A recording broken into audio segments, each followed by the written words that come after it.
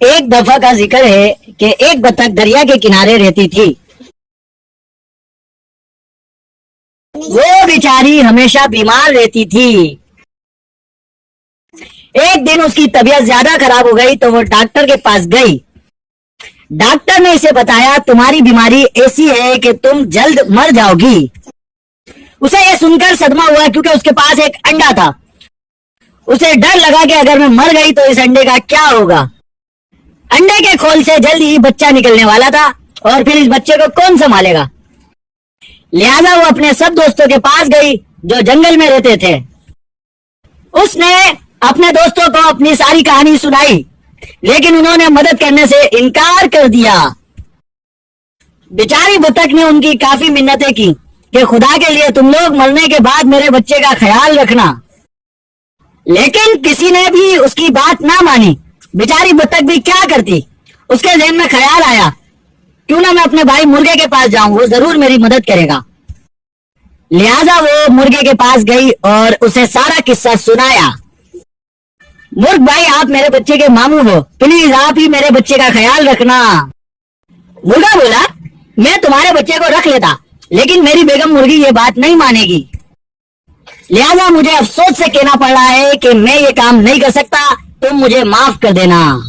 بطخ ادھر سے مایوس ہو کر اپنے گھر واپس آ گئی اور سوچنا شروع کر دیا کہ اب کیا کیا جائے. اچانک اس کے ذہن میں ایک ترکیب آئی اور اس نے موقع ڈھونڈ کر یہ کام انجام دے دیا. اس نے اپنا انڈا مرغی کے انڈوں میں چھپا دیا اور خود جا کر ایک درخت کے کنارے بیٹھ گئی. اس کے بعد بطخ کی طبیعت اور بگڑ گئی اور ایسی بگڑی کہ اس کی موت ہو گئی. جب مرغی کے بچے انڈوں سے باہر نکلے تو ان میں ایک بطخ کا بچہ بھی تھا. مرغا تو سب جان گیا تھا لیکن اس نے مرغی کو بتانا مناسب نہ سمجھا. مرغی نے کافی شور شرابہ کیا اور بولی میرے بچوں کے ساتھ بطخ کا بچہ نہیں رہے گا.